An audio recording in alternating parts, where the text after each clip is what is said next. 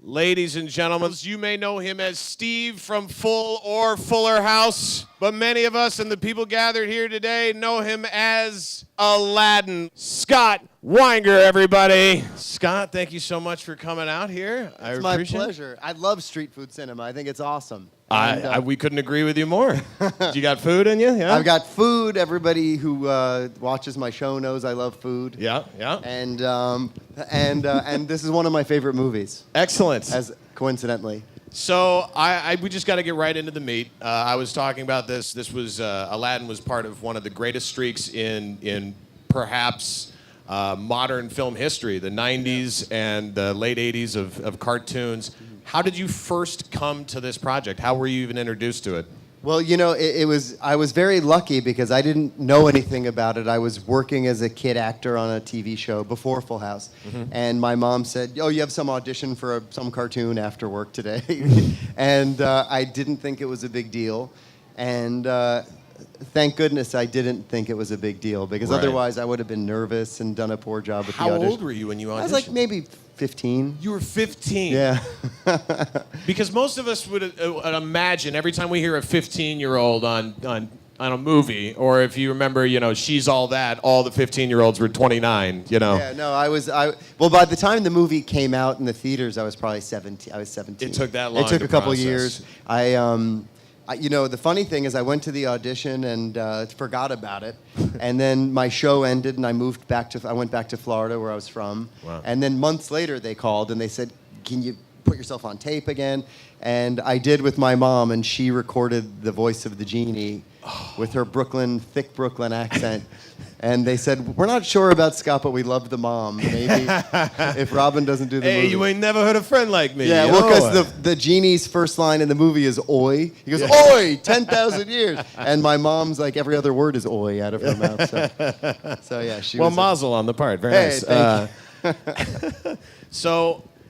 Filming a cartoon is a lot different than filming your television shows or filming other movies you've been a part of. Were you ever even in the room with any of the other actors, or were you by yourself completely? Yeah, well, you know, you spend a lot of time alone towards the end when they're trying to fine-tune little pieces of dialogue. But in the beginning, you're with everybody. I mean, I was so lucky I got to work with, with all of them, but especially with Robin Williams, just the two of us alone in the booth. It was amazing. I mean, it was just you and him for half of the film, right? Yeah, and he likes to improvise. Or, right. You know, he was a great improviser, one of the greatest, and it was unbelievable. So they would just let him do his thing. They would let him go. So how much of the script between you two, was he doing it with you, and some of the stuff that came in there was just him? I think it was half and half, but for example, there's the scene on the balcony when Aladdin is trying to... I guess the genie turns into a bee and he's buzzing in Aladdin's ear, and he was just improvising all of that. There was a funny story where I fell down laughing because it was just so funny, and I was looking through the glass and through the soundproof glass, and everybody was crying and they were laughing. And I had to not ruin the take, so I had to somehow control myself. And it's on video, I think, on one of the DVD special features, which is available for you to purchase right now. I've got them in my trunk. And so it's on. I told that story for so many years about, he was so funny, I fell down laughing, and then I couldn't remember if it was a true story. I thought it might have just been some funny story. It's just been embellished. But then when it came out on DVD, I was watching the extras. I said, "It's real." Well, he had a tendency to do that. You know, it was a lot of what everybody said was so great is the improv in it, but. That was your first big voiceover role. I mean, when you meet Robin Williams, when you meet even Gilbert Gottfried, because I'm a comedian, you know, when you meet all the cast members of this, what is it like as a 15-year-old to be on this set? You know, it was a surreal experience, but in the beginning, we didn't appreciate the magnitude of just what a big deal it was going to be. Yeah. I think we were in the middle of making it, and then Beauty and the Beast came out. Wow. And I said, oh, wait, so there's Little Mermaid and Beauty and the Beast, and we're up next. Like, this is huge. And so it was surreal. I mean, but I was very fortunate, and I was the hugest Robin Williams fan. Yeah. Huge Dead Poet Society poster in my bedroom. I even had a Mork and Mindy toy when I was a kid. You know, Nanu, of course. Who I had an egg, and he would come out of the egg. Some rainbow suspenders too. Yeah, I'm sure. exactly. Is there what is the toughest part about doing all this? Is it just the amount of work, or did you actually have to craft a voice on your own, or were you just using 15-year-old Scott? Well, I was very fortunate in that, yeah, I mean, they really just wanted me to be myself. I mean, there was a lot of, I mean, there's really no tough part about it. It was really fun. I mean, especially when you're a kid and you have infinite energy, you know. Did you do it in the summer, or were you going to school at the same time? It was both. I would, when I was in Florida back then, we would just go to Orlando sometimes, and they had a studio there, or I would fly to LA. Wherever I go in the world, they find me to do Aladdin voices. I still do it. They brought me in a couple weeks ago to do some parade for Disneyland in Paris or something.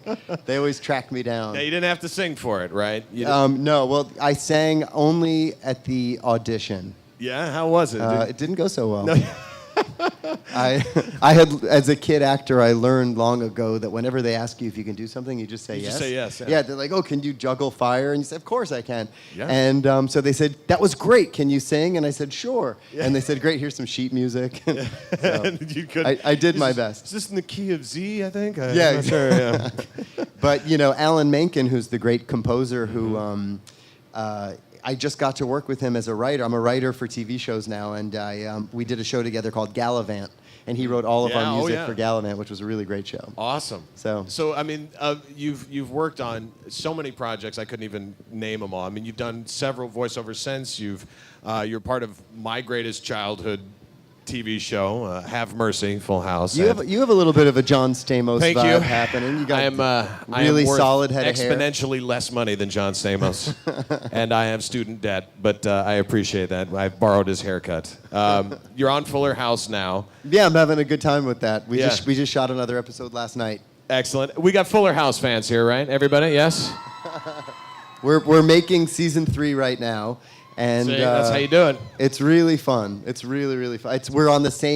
We're back at stage 24 at Warner Brothers, where I was when I was a teenager. Oh my God. It's surreal. It's when did crazy. you shoot? You shot Fuller House at what age then? So Full House, I did about 50 episodes when, I guess, around the time Aladdin came out, from like 16, 17, 18. It's a good streak.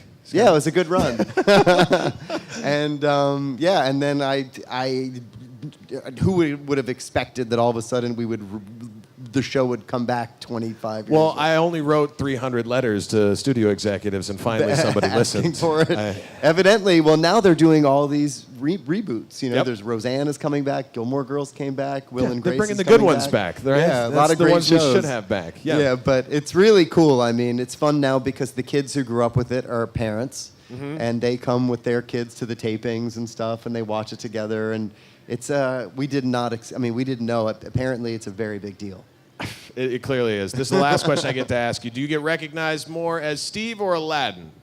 Weirdly, both. My wife says I'm very loud in public. She's like, she said you wouldn't get bothered out on the street so much if you didn't talk so loud. But it's a little bit of both, because both of those. That movie and that show were such a part of that time. Yeah. And then it merged in people's minds that I'm that guy. But it is weird. People come up to me in the supermarket and say, "You're Aladdin." I'm like, "How did you know that? That's crazy." Yeah. Well, it doesn't. The sound of a voice like that in a movie like this does not leave anybody. It's part of a new generation now, and I know people have said in their past. Maybe they've called you a street rat or riff-raff. I don't buy that. I don't buy that either. But by the way, I don't know if anybody noticed. I don't know if this was intentional, but we're on the magic carpet right now. Oh, my God. We are on a magic carpet. Ladies and gentlemen, carpet, please. let's go! I trust you. I trust you. Ladies and gentlemen, please, one more time for Aladdin. Scott Weinger, everybody. Thank you for coming, everybody. Enjoy the movie.